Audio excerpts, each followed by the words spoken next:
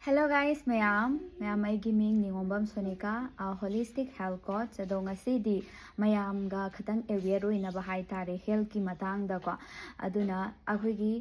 punsi amada ko miyoi bada kaidawge ha matam da khwaidagi important oiba se health ne ba ko health sida everything first priority se monda pibi ge dabane dubu akoina health se ekta na thai bi ba hakchang se kya khanbi da khanda bi khanbi de hai tare ayambana aina tawriba thabak singda priority piba satra haragana magi studies da focus tawba chaba thakpagi kaino dadi ikhan khanbi da hai tare even parents oiba singna su adagi even thabak tawraba singsi su kaidawra magi health se he na thai bi badubu narak yeglakpa mi kupta dangda aigi hakchang si pharagadi ai hakchang si kankhatlagadi haraga magi taliba paisa ni khangdi any kem darkar oirakta do magi health si hena phaba na focus tawraidana aduna narak yeglaktringaida aigi health se hana focus tawba ma mathau tae bako aduna health ama mi amana healthy ama oige haragadi chaba khatangna aigi healthy phajana healthy food charaga ai healthy oiba haiba yadeba aigi tumbagi niyom kamai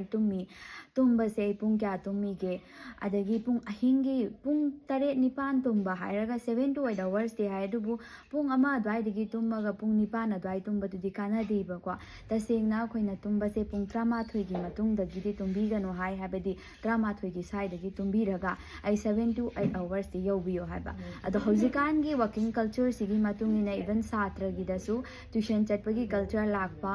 adagi thabakta so khoi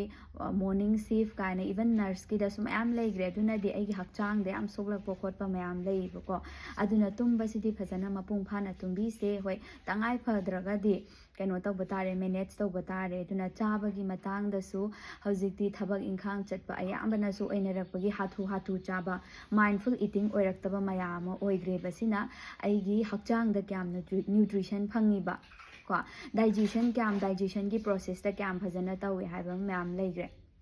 duga ising thakpagi niyom amata ga haijege ising thakpa matamda ayambana akoina piingai dagi horaga ai isamak na ju piingai dagi aigi parents sing na kaidawga ha matamda chak hek charagadi ma ising thakningamni na chak tokpaga ising pithakpagi akoigi hainabi ma leiribako generation to generation aduna ngasi hariba video se ubiragadi chak tokpaga ising thakpigano chak toga after 30 minutes lairaga ising thakpiyo ado sigi 30 minutes hara akanda kanagumba kharana ina mamangda dum panjagiba matamda siradi phulladi ka haiba thengna jagre ado hojibukta ina almost akoigi 800 plus women akoigi weight loss journey da help tawjagre moigi habit tasu ising thakpagi niyom jisu phajana sigi potse ina moida guide tawe ado bukta kana amta phullaga khotlaga siba khotpa yaudri plus hana chak maru maga ising thakpagi hainabi lairamba kangbu gai loina semdokrebako sima leire aduga stress se main oina akhoi gi hojiki matam jigi matungina stress yam hele device paiba ko screen time helakpa adagi aigi thabak ki pressure lakpa adagi family pressure relationship career sina su stress me am laigreba aduna stress sing jisu kobab tawba ma mathau tae sina aigi health ta yamna pharak tarak pa hai tare duga fana weight loss ki journey da join tawraga aigi tumba watlaba chabagi niyom soiraba aduga physically active oibasisu yam mathau taebako physically active oibasina aigi hakchang se active oiraga lehendoine productive ohendoine bako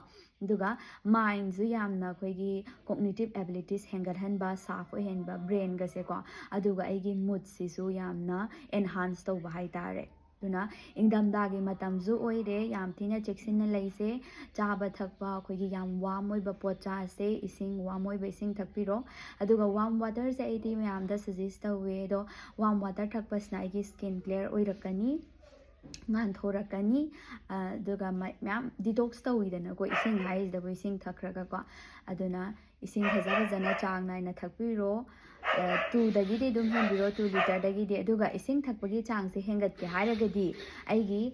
laidi ba phambam ko ai even famung hairo famung ma kanda bottle am hek thambiba table hairo table gi na kanda ising bottle am thambiba aduga bottle sizinarapagi matang simtanga mention tawjage plastic bottle je yarige use tobigano hoi agoigi likla the mayam brand mayam like deko manipur gi ising bottle tara pi ba coin pi ba mayam se like re sigi da moina ꯄꯤꯔꯛꯏꯕ ꯕꯣꯇꯜꯗꯨꯗꯤ one time use ꯅꯦꯕꯀꯣ ꯑꯗꯣ ꯃꯥ ꯃꯅꯤꯡꯗ ꯌꯥꯎꯕꯅꯦ one time use ꯇꯧꯔꯒ ꯃꯥꯗꯣ crush ꯇꯧꯔꯒ ꯂꯪꯊꯣꯛꯄꯤꯌꯣꯅꯀꯣ ꯑꯗꯣ ꯑꯌꯥꯝꯕꯅ ꯑꯩꯈꯣꯏꯁꯦ even ꯃꯖꯥꯒꯤ ꯏꯁꯤꯡꯒꯨꯝꯕ ꯃꯖꯥ ꯖꯨꯁ ꯃꯖꯥꯒꯨꯝꯕ ꯊꯛꯄ ꯁ꯭ꯄ꯭ꯔꯥꯏꯠ ꯀꯣꯀꯣ ꯀꯣꯂꯥ ꯊꯛꯄ ꯂꯣꯏꯔꯒ ꯕꯣꯇꯜꯁꯦ ꯂꯪꯊꯣꯛꯅꯗꯦꯕꯀꯣ ꯐ꯭ꯔꯤꯖꯇ ꯍꯥꯞꯅꯕ ꯏꯁꯤꯡ ꯏꯪꯍꯟꯅꯕꯅꯦꯅ ꯑꯗꯨꯝ ꯊꯝꯖꯤꯟꯅꯩꯗꯅ ꯑꯗꯨꯒꯤ ꯍꯦꯕꯤꯠꯇꯨꯃ ꯄꯨꯔꯥ ꯁ꯭ꯀꯤꯞ ꯇꯧꯊꯣꯛꯄꯤꯔꯁꯦ ꯌꯥꯔꯤꯈꯩ ꯑꯩꯈꯣꯏꯒꯤ ꯁ꯭ꯇꯦꯟꯂꯦꯁ ꯁ꯭ꯇꯤꯜ ꯕꯣꯇꯜꯒꯨꯝꯕ ꯑꯣꯔ ꯂꯤꯛꯂꯤꯒꯤꯒꯨꯝꯕ ꯑꯣꯏꯅ ꯌꯨꯁ ꯇꯧꯁꯦꯀꯣ ꯑꯗꯣ ꯉꯁꯤꯒꯤꯗꯤ ꯑꯩ ꯁꯤ ꯈꯔꯈꯛ ꯍꯥꯏꯖꯔꯒ ꯁ꯭ꯋꯥꯏꯁꯤꯗ ꯂꯣꯏꯁꯤꯟꯖꯔꯒꯦ ꯑꯗꯨꯒ ꯀꯔꯤꯒꯨꯝꯕ ꯑꯩꯒꯤ ꯌꯦꯡꯕꯤꯔꯤꯕ ꯚ꯭ꯌꯨꯌꯔꯁꯤꯡꯅ ꯑꯩꯒꯤ ꯍꯦꯜꯗꯤ ꯂꯥꯏꯐꯁ꯭ꯇꯥꯏꯜ ꯑꯃ ꯑꯣꯏꯕꯗ ꯗꯔꯀꯥꯔ ꯑꯣꯏꯕ ꯑꯣꯔ ꯑꯣꯏꯅꯤꯡꯕ ꯂꯩꯗꯅꯀꯣ ꯑꯗꯨꯒꯤ ꯒꯥꯏꯗ ꯗꯔꯀꯥꯔ ꯑꯣꯏꯕꯤꯔꯒꯁꯨ ꯑꯣꯔ ꯋꯦꯠ ꯂꯣꯁꯀꯤ ꯖꯔꯅꯤ ꯍꯧꯕꯒ